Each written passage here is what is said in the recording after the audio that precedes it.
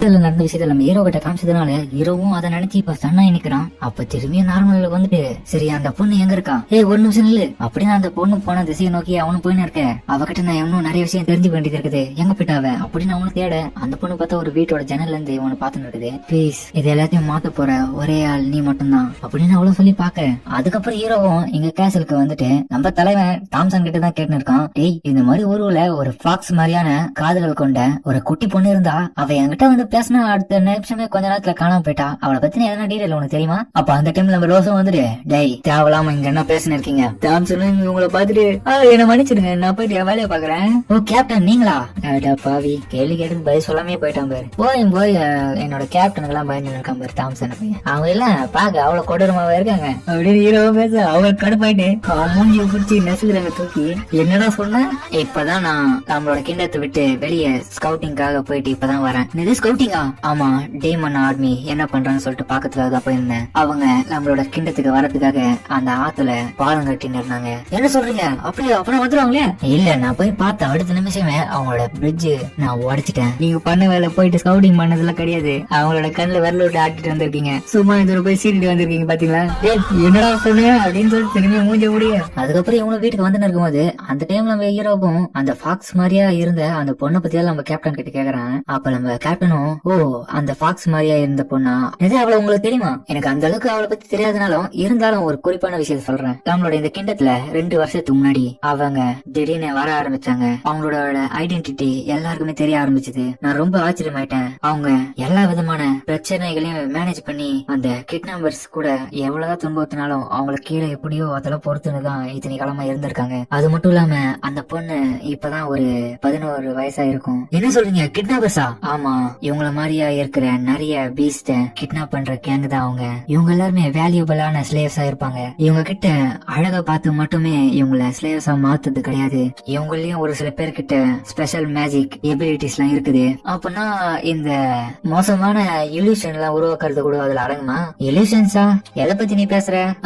சரி விடுங்க, நான் சொன்னது நம்மளோட மூளையில ஒரு மோசமான விஷயங்களை இல்யூஷனா கிரியேட் பண்றது. அதை குறிப்பா சொல்லனா ஃபியூச்சர்ல நடக்கிற விஷயத்துல முன்கூட்டியே காமிக்கிற எபிலிட்டி மாதிரி கேக்குறேன். ஃபியூச்சரா?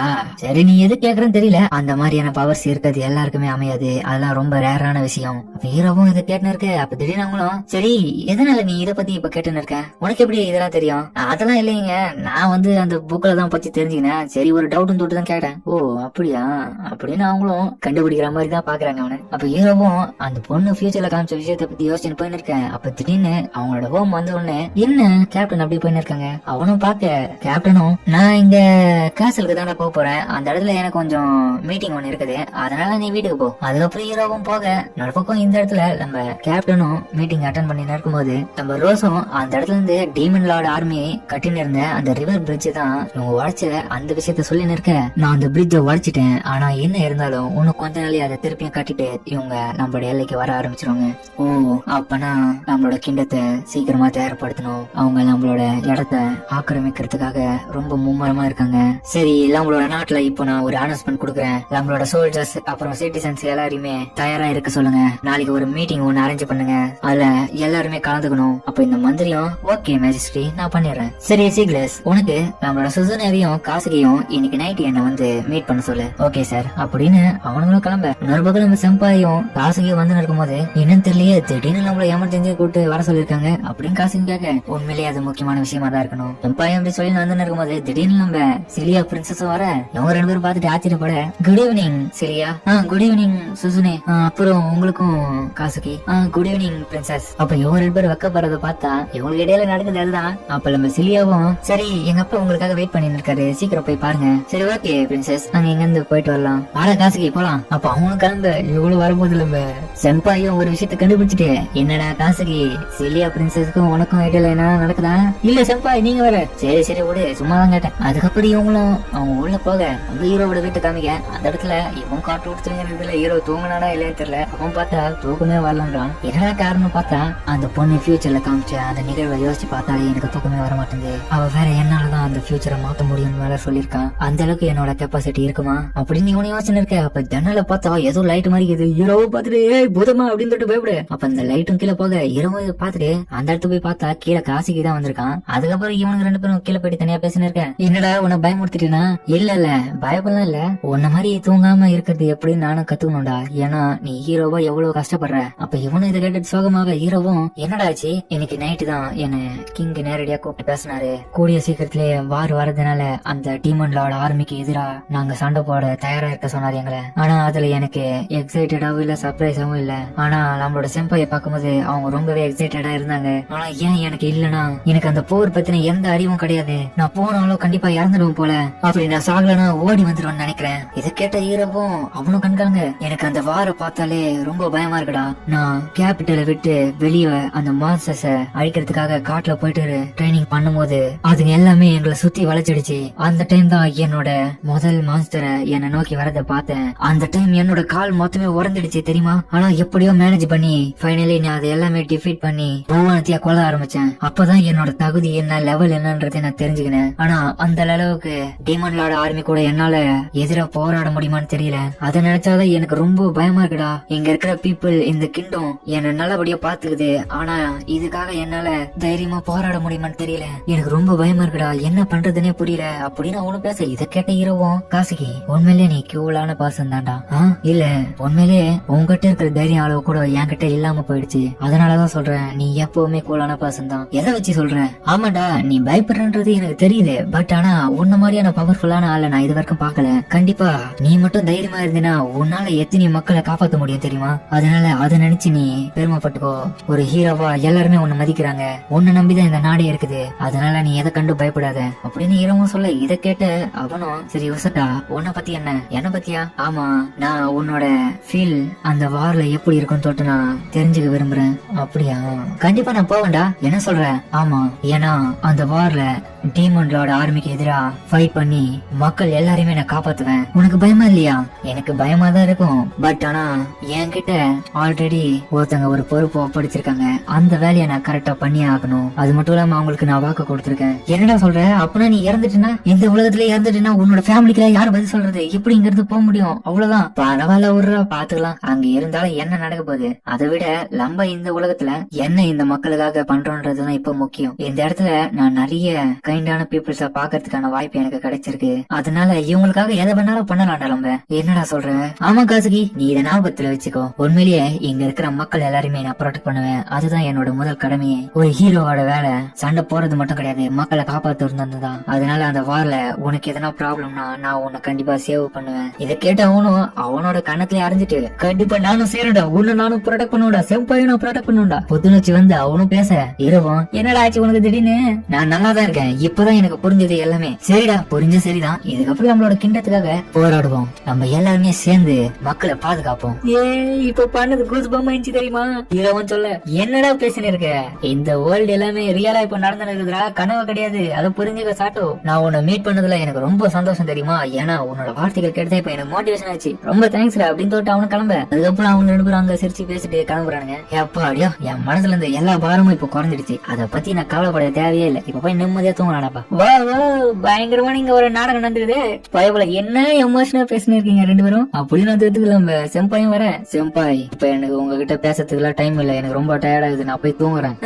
நான் பார்த்து நீ உன்னோட ரியாக்ஷன் தான் பயங்கரமா ஹீரோய்க்கா பேசுறேன் தம்பி. ஸ்டார்டிங்ல என்ன சொன்ன இந்த உலகத்தை வரும்போது என்னடா உலகம் இது இப்ப இருக்குது, இங்க வந்து நான் மாட்டிக்கினேன், பேரண்ட்ஸ் எல்லாம் எப்படி பாக்குதுன்னு கதர் நின்ற. இப்ப என்னடா அவங்ககிட்ட வீரவாசனம் பேசினேன். செம்பாய் நீங்க இதே மாதிரி பேசினே இருக்கீங்க. ரொம்ப இந்த உலகத்துல வந்து இப்படிதான் பேசினே இருக்கீங்க தெரியுது நல்லா. கண்டிப்பா இந்த போர்ல உங்களுக்கு ஹீல் பண்ணவே மாட்டேன், சாவுன்னு சொல்லிட்டு கம்முன்னு விட்டுருவேன். சும்மா இந்த மாதிரி பேசாதீங்க. சரி எனக்கு டைம் ஆகுது, நான் போய் தூங்கட்டேன். இப்ப கொண்டாத்து தோணுதெல்லாம் சும்மாதான் சொன்னேன். சரிடா சாட்டோ உன் மேல எனக்கு நம்பிக்கை இருக்குது. சும்மாதான் உனக்கு கிண்டல் பண்ண. நீங்க என்ன பேசியிருந்தாலும் அது எல்லாமே நான் கேட்டுன்னு தான் இருந்தேன். அதனால உங்க கூட சேர்ந்து நானும் உங்க ரெண்டு பேருக்கு ஹெல்ப் பண்ணுவேன். சரிடா இப்ப நான் கேசலுக்கு போறேன், நாளைக்கு பேசலாமா அப்படின்னு சொல்லிட்டு அவங்களும் கிளம்ப. அதுக்கப்புறம் பேலஸ்ல கிங்கும் நேத்து கொடுத்த அனௌன்ஸ்மெண்ட் படி இப்போ சோல்ஜர்ஸ் முன்னாடி ஸ்பீச் கொடுத்துன்னு இருக்காரு. அதுல இந்த டீமன்லோட ஆர்மிக்கு எதிராக சோல்ஜர்ஸ் ஆடிய நீங்க தான் போராட போறீங்க. நீங்க தான் நம்ம நாட்டோட நம்பிக்கையே. அதனால உங்களால முடிஞ்ச அளவுக்கு போராடுங்க. 2 வருஷத்துக்கு முன்னாடி போர் வந்ததுல அதுக்கப்புறம் இப்போ வரதுனால நமக்கு ஒன்னும் கடினமான விஷயம் இல்லாது. அந்த போர்ல எப்படி நம்ம ஜெயிச்சோமோ அதே மாதிரி இதுல ஜெயிச்சே ஆகணும். அதனால நம்மளோட எல்லைகள்ல இருக்கிற பாதுகாப்பு ஒன்னும் பலப்படுத்துங்க, கண்காணிப்பு அதிகப்படுத்துங்க. நம்ம கூட இந்த உலகத்துக்கு சமன் பண்ணப்பட்ட ஹீரோஸ் இருக்காங்க. அதே மாதிரி உங்களுக்காக ரெஸ்கியூ டீம் இருக்காங்க. அது மட்டும் இல்லாம உங்க எல்லாரையும் நம்பிதான் இந்த நாட்டு மக்களே இருக்காங்க. அதனால நீங்க நம்மளோட நாட்டுக்காக போராடியே ஆகணும் அப்படின்னு சொல்ல அதுக்கப்புறம் நம்ம காசுகியும் பயங்கரமா ரெடி ஆயிட்டு இருக்கான். அவனும் நம்ம சிலியா பாக்கிறதுக்கு வர பிரின்சஸ் சிலியா உங்களை பாக்கிறதுக்கு காசுகி வந்திருக்காரு. அதுக்கப்புறம் நம்ம காசுகி வந்து பார்த்தா இவங்களுக்குள்ள ஒண்ணு ஓடுது கன்ஃபார்ம். காசுகி சாரி பிரின்சஸ், திடீர்னு இப்ப வந்து உங்ககிட்ட பேச வேண்டிய நிலைமை வந்துருச்சு. பரவாயில்ல, நீங்க வந்ததுல எனக்கு ஹாப்பி தான். சொல்லுங்க, நீங்க அந்த பேட்டலுக்கு போறீங்களா? ஆமா, நாளைக்கு இந்த இடத்துல இருந்து எல்லாருமே போருக்காக போறோம். ஓகே, நான் இங்க இருந்து ப்ரே பண்றேன் நமக்கு வெற்றி கிடைக்கணும்னு. தேங்க்யூ உங்களோட ப்ரேயிங்க்கு. கண்டிப்பா இந்த கிண்டத்தை நான் ப்ரொடெக்ட் பண்ணுவேன். டீமன் லார்டி ஆர்மிக்கு எதிராக நான் போராடுவேன். சரி, நான் இங்க இருந்து கிளம்புறேன் சிலியா அப்படின்னு அவனும் கிளம்ப. இவன் சிலியான்னு சொன்னது கேட்டு அவங்களும் கொஞ்சம் வெக்கப்படுறாங்க. சரி காசுகி, உங்களுக்காக நான் காத்துன்னு இருக்கேன் அப்படின்னு சொல்லிட்டு அவனும் கிளம்ப. உங்களும் மிஸ் பண்றாங்க, அது நல்லாவே தெரியுது. அதுக்கப்புறம் நம்ம ஹீரோ தங்கி இருக்கிற இடத்த காமிக்க அந்த இடத்துல மத்த ஹீரோஸ் ஆன 2 பேரும் இந்த இடத்துக்கு வந்துட்டு அப்ப தங்கச்சிக்காரியும் நம்ம கரடி பாத்துட்டு இது பஸ் நல்லா இருக்குது அப்படின்னு சொல்லிட்டு பாப்பாங்க. பயபுல அவ கையை தட்டி விட மன்னிச்சிருங்க, அவன் கொஞ்சம் சை டைப் அப்படிதான் பண்ணுவான். அப்படியா பரவாயில்ல, நான் திரும்பி ட்ரை பண்ண சொல்லிட்டு தொட போக தலைவர் தட்டி விட்டுனே இருக்கான். அதுக்கப்புறம் இன்னொரு பக்கம் ஹீரோ இங்க பார்த்தா அண்ணங்கார என்னமோ வேடு தூங்க முடியாம கீழே கவுந்துன்னு இருக்க. ஹீரோவும் போயிட்டு ஹெல்ப் பண்றான். உங்களுக்கு ஒண்ணு இல்லையா? ஒண்ணும் இல்லடா, அங்க பாத்தியா என் தங்கச்சிக்காரி எப்படி விளையாண்டு இருக்கா அந்த கரடியோட. ஆமா ஆமா, நான் உண்மையிலே சொல்ல போனா இதுதான் அவளுக்கான முதல் பேட்டில் ஃபீல்டு. ஏன் சொல்றீங்க? ஆமா, இதுக்கு முன்னாடி அவள் பேட்டில் ஃபீல்டே போனதில்ல. இப்பதான் அவளுக்கு முறைனால அவ கொஞ்சம் பதட்டத்தோட இருக்கான். அதுக்கப்புறம் ரெஸ்கியூ ஸ்குவாட் சேர்ந்து நோத்தணும். டேய் சாட்டோ, உன்னை பாஸ் ரூம்ல வந்து பாக்க சொன்னாங்கடா, போய் பாருடா. என்னடா விஷயம்? தெரியலடா, அவங்க தானே சொன்னாங்க, போய் பாடுறா. என்னவா இருக்கும்? இல்ல உங்களை அந்த பேட்டில் ஃபீல்ட்லயே கொண்டு பறிக்கிற பிளானிங்கா இருக்குமோ?